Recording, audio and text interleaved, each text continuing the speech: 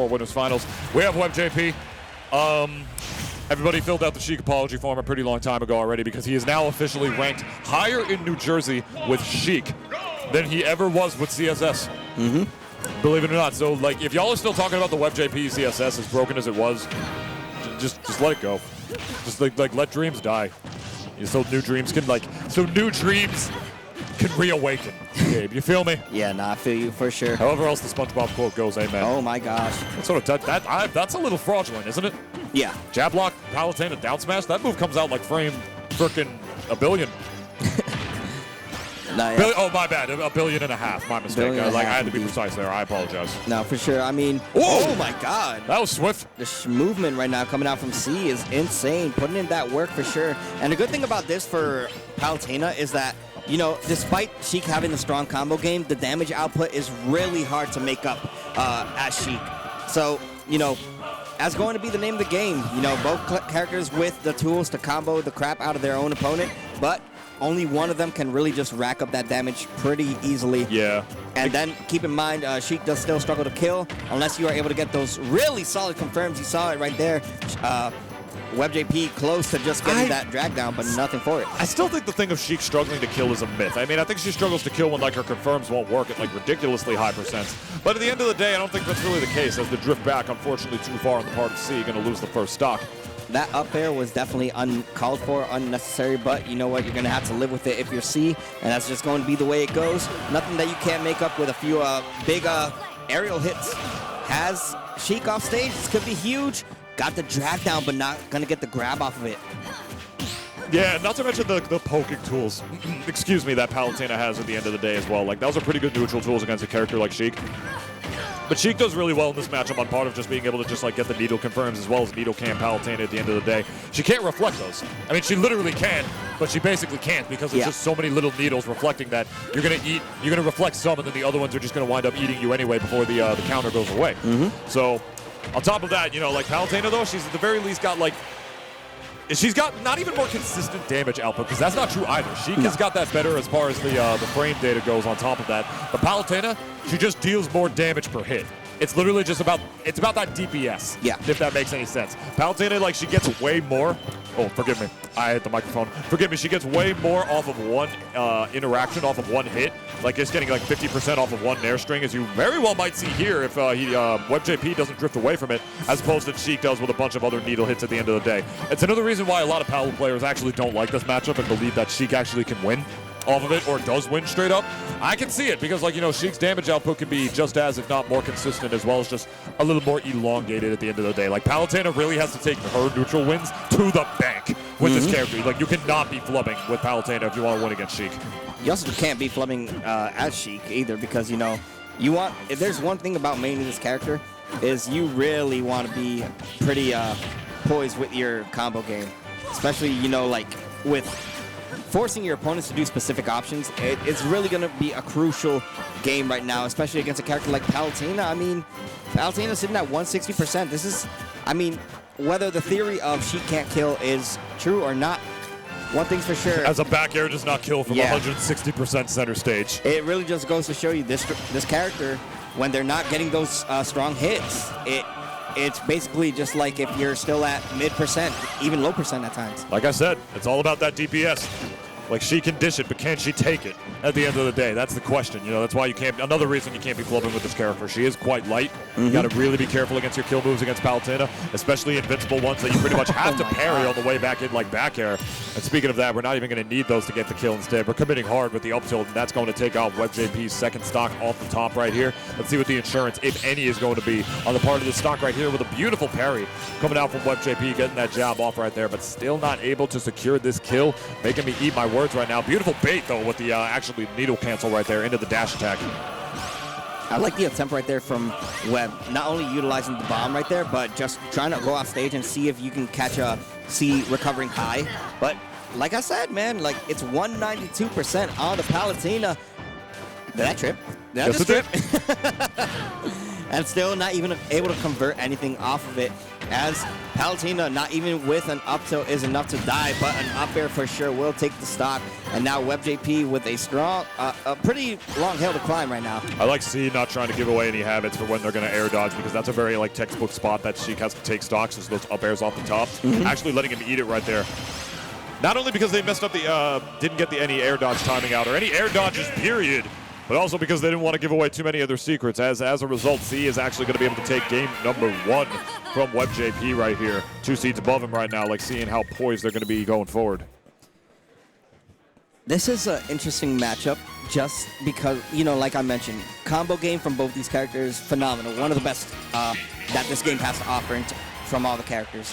Setups, great. You know, you can bait your opponent to air dodge, spot dodge, whatever it is you want, and you can get free punishes off of them.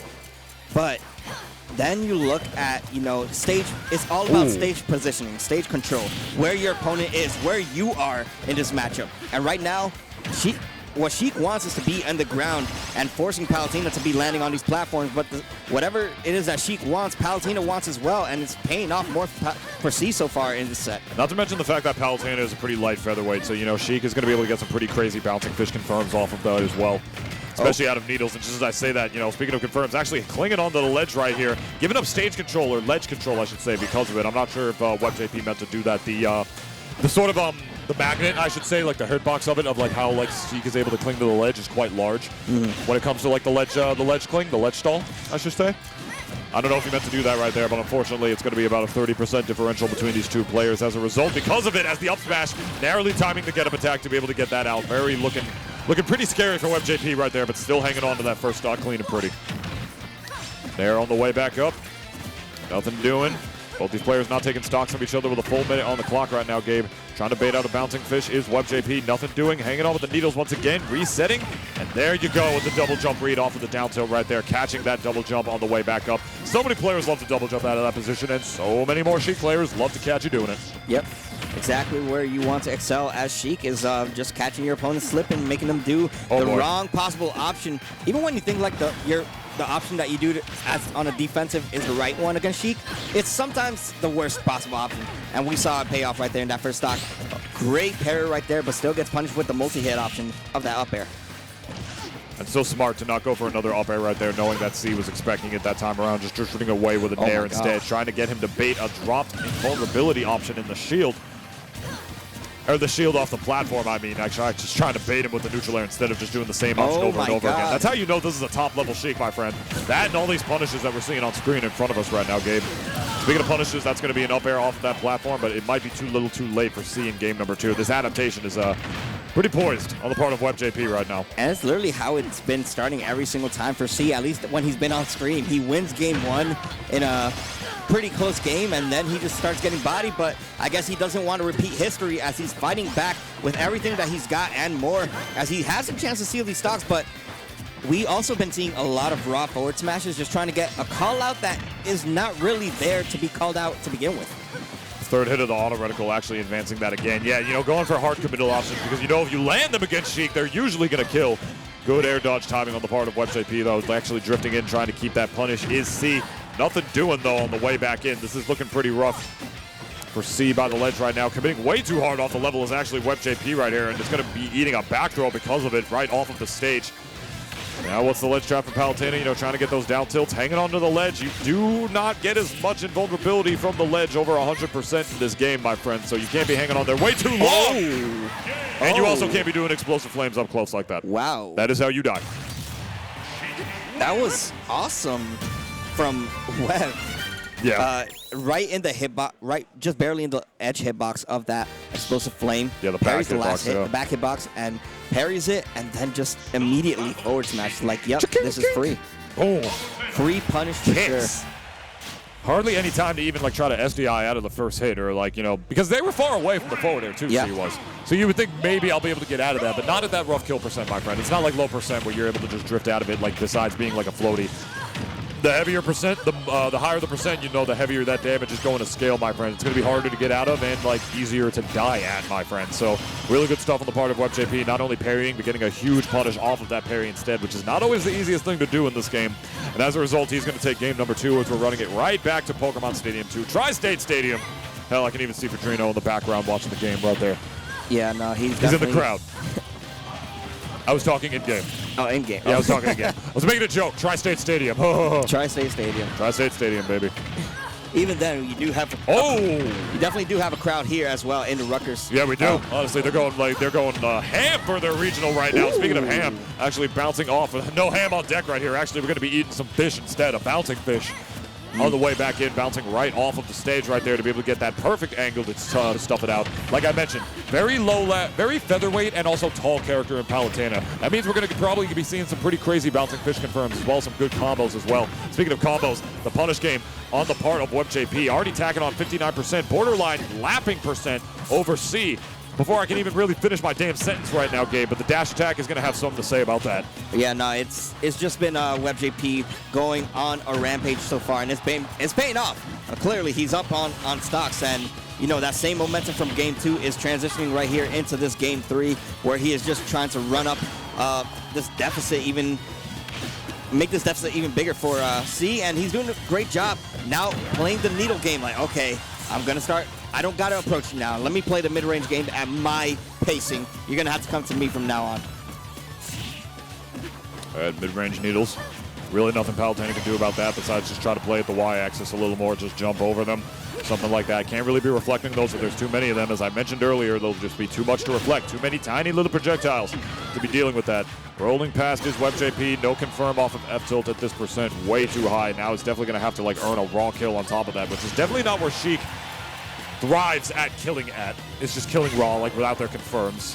So that's something we're going to have to just cross that bridge and see if we're going to get. But as I say that, the percentage still not going to matter as far as the confirm goes, but able to get the back air finally. Not killing with the needles bouncing fish at that percent, my friend.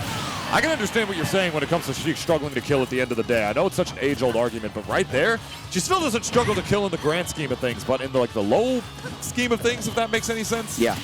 Like bouncing fish, needles bouncing fish, center stage 150, did not kill Palutena. Yeah, no. I mean, despite, like that argument right there, I just think the fact that her frame trapping, her ledge trapping, everything about what this character does against her opponents, it just everything just kind of falls into place. And I guess it's a good way to make up for, the lack of kill power. Just like the strong combo game, the multi-hits of the jabs coming in clutch. This could be the stock. This is looking pretty good right now, but no, gonna let Palutena get back on, at least at the ledge. But yeah, struggling to get back on stage is C. Yeah, and the Ninja finally able to get her, trying to get part of her win condition right there. Letting them rip a little too early in the short hop macro, actually. As a result, he's going to angle them down instead of straight forward by the ledge where he wanted. That had to have been a misinput on the jump or something, but the down smash not going to kill. Really, really immaculate DI on the part of WebbJP to be able to get that just nice and straight off the way right there. This is going to be a down throw, try to get a mix-up right here, but the percentage is way too high. It is just more optimal to down throw that DI that out every time. No DI is going to be able to save you there, though, for that back air, though. It's definitely looking like WebbJP's game to lose as we go down the last stock. 103% differential between these two players. But this is Palutena we're talking about. She gets to the DPS, like I mentioned earlier. She gets one neutral air. Spell a lot of damage right now. Right now, you actually see C looking for it. The footstool down there, man. What kind of crazy stuff we doing out here? Good DI mix-up right there. It's like on part of actually getting a good reverse aerial rush off of the up air right there. That's a patented Sheik tech. A lot of Sheik players do that. When they get like a forward throw or something, and like they think you're going to jump and are going to be able to get the up air. Just turn the up air around. Right. It'll mess up their DI. They'll be on the right side of you while the character is facing the left, and now you're like, which way do I DI? Blah blah blah. Before you know it, you'll just wind up going straight up. Yeah. And now you're straight up dead. And C is straight up, Gabe. C is straight up not having a good time, for sure, as we go into this game 4. Like, you saw it in his face before we swapped the screen. Like, he's just going through it right now. Like, what do I do against this Sheik? I mean, I'm trying my very best to get in. I'm trying to play in the air. I'm trying to play in the ground. But it just seems like everything that Palu does, Sheik just does a little bit better. Anything you can do, I can do better. I can do anything better than you. And Webb is definitely showing that on full display right now, making that statement a reality. Tries to go once again for another jab block, but this time around, Webb ready with the tech. But very well might end C's run right here if he keeps playing the way that he's doing, bouncing fish off the level. Like, at the very least, I can understand C wanting to come here, but it's not going to matter if you're getting hit by bouncing fish confirms off the level like that. C, my goodness. Do you see what I am saying? Do you know what I am saying? Do you know what I am saying? He knows what he's saying right now. Definitely, you know, spelling rough. Definitely making it look like Sheik wins this matchup at the end of the day for sure. I mean, there's definitely some contention as to that. But finally reacting to the bouncing fish that time around and jumping up. Actually, Needles able to save right there. The win box pushing WebbJP back just a little bit, as well as shifting the hurt box with those Needles. That could have been disastrous because he gave him exactly the option he wanted, but it didn't matter because of the second option he picked in the Needles. And now this is definitely still looking like WebbJP's game to lose. You're not over 100% that time around, so he was able to hang on the ledge just a little bit longer before getting that neutral get up. Very, very smart knowledge and situational awareness play coming out on the part of WebbJP, who's doing a really good job, an even better job playing against C on his own counter pick right now. My goodness, WebbJP wants to get into at least top 4 of this tournament right now, Gabe, and he's making a strong statement for it. There's no way in hell that I don't see WebbJP making top 4 after what we just witnessed right there, especially with this lead that he has to work with, and just the fact that it's hard to touch a character like Sheik. Gonna be able to snap ledge, still gonna get hit with the down smash. However, it's 74% with the final stock. This is tournament life right now for C, who has all the capabilities of bringing it back, but has no answers so far in the set to the Sheik. There's like 3 guarantees in life, my friend. Death, taxes, and Sheik being able to make it back to stage with Vanishment. That is the third one that we saw in full force right now. Going to be falling down with the back air right now, and another one on the way back up. Legend vulnerability is not going to be as strong on the way down. There is no jump on part of this Palutena, but we're going to be able to get that regrab once again as WebbJP is going to commit for the first time in that edge guard. And as a result, we have C taking center stage again. It's down but not out. This would be a ridiculous comeback for C to be able to make. But if there's another character that thrives really well with Rage against a light character like Sheik, it will definitely be Palutena. I want to see an up air kill at an unholy percent, and that's going to be the up air. There's your up air kill. Thank you, my friend, for pointing that out to me. May not have been the up air that you were expecting or from the character, but I mean, hey, it is an up air, it is a stock, and it is WebbJP going, just breezing through it. After that, game 1, where it came down to the wire, it was just all WebbJP's game throughout the rest of the set, and there was like nothing, literally nothing that C could do about it. Yeah, parrying that was crazy on top of that. Like, you can't be doing explosive flames that close. You're going to be losing games that you don't have to lose because of it. That could have been the beginning of the end for C, my friend, as C did not take a game since the first one on top of that, or the second one. I lost track, forgive me. But either way, right back to PS3 is where we got right here. And it's rough, my friend. You know, Sheik in the CQC is just super duper broken. You know, Palutena doesn't really have too many good out-of-shield options. There's neutral air, which obviously you land that is going to be a lot of damage for the most part, unless you've just got godlike SD Iron or light enough of a character like Sheik to get out of it. But besides that, not too much. I mean, there's down air, which is super duper committal, and especially against a smallish character like Sheik, it's just not worth it at the end of the day. You're not going to be able to get too much off of those solid hits. You can just hold down, reset that scenario because of it. What's a boy to do, man? You took him to a stage with platforms. Yeah. That's Sheik, my friend. You know you love those drag downs with this character. Is this what y'all paid to see? Watching at home? Or even just in the venue, I should say. Come on. Man. Wow, that was a hell of a game, and honestly. It really goes to show, like, you know, many people may not believe in the WebbJP Sheik. People may be saying, go back to ZSS, go back to Lucas. Who is still saying that? Go back to Corrin. Like, no one. Go back to Corrin. Yeah, he had Corrin. He had a Corrin. He had a Corrin. He tried, at least. He had a Samus, too. It was very short-lived, but he had it. But I remember the Lucas. Lucas, yeah. Yeah, whatever. We got to go to breaks anyway. But yeah, honestly, like, to carry on to what he said, if you haven't filled out the WebbJP apology form already, like, it might be too little too late for you at this point. But before we get to the WebbJP apology form, we got Supercharged coming out for you guys instead. It's a revamped Philadelphia semi-annual brought to you by the wonderful folks at NPT. I had the pleasure of casting top 8 of Failsafe for them just a couple of weeks ago. Wonderful event that they put on. It's going to be on June 10, 2023. We got Singles, Squad Strike, and Redemption right in Phoenixville, Pennsylvania. 128 cap for as far as the participants go. Bringing brought to you by No Pause Tournaments and Gamers Heaven. Register now at start.gg/supercharged before it's too late. And before it's too late, if you are around the area every single Mondays, Fusion has something to offer you. Collision Series' very own weekly every single Monday with singles bracket. There is a buster bracket, so if you go 0-2, 1-2, 2-2 even, you may have a chance at Redemption for sure. And there's also a little arcade room and a few more side events happening for your viewing pleasure. It is happening in 1527 Main Street in Rahway, New Jersey. Not too far from the old venue, by the way. But if you want more information on that, you can follow the Collision Smash Twitter. And if you haven't done so yet, subscribe and follow the Twitch channel as well. Yeah, and in case that ain't enough Smash action for you, you know, we got Xeno Weeklies every single Wednesday at 21 Ludlow Street, New York, New York. They've been around forever. Their production quality is second to none. You can follow them at twitch.tv/House of 3000. Check them out at start.gg/Xeno. And also, we got a Matcherino at house of3000.nyc/Matcherino. And please, when they get it back again, because it got deactivated again, follow them at House of 3000 right now. Definitely #FreeHouse. Support them in any way that you can. And this is brought to you by the Scarlet Classic #8 that we are here in today in the Rutgers Esports Center, by the way. One of the largest competitive esports events during the year. And from a collegiate standpoint, at least, it's one of the best ones that we have here to offer. It's been around for so long. You see, we're already in #8. We have a lot to offer, and this is the event that you are watching here today. So if you want more information about Rutgers events and anything happening around the area, there is a QR code that you can scan and get all that information and more. Yeah, and we're actually going to go to one more quick break for you guys right here, but we got top 4 of Scarlet Classic 2023. Scarlet Classic 8, I believe, to be precise. Break. Coming up for you guys right here, man. I got some stories to tell you all about Scarlet Classic later. It's a wonderful event that Rutgers puts on every year. But before we do that, we got a couple more breaks to get to right here. So don't touch your Fire Stick, don't touch your mouse. Whatever it is that you're using to watch it on twitch.tv/Collision Smash Series TV. Don't go away.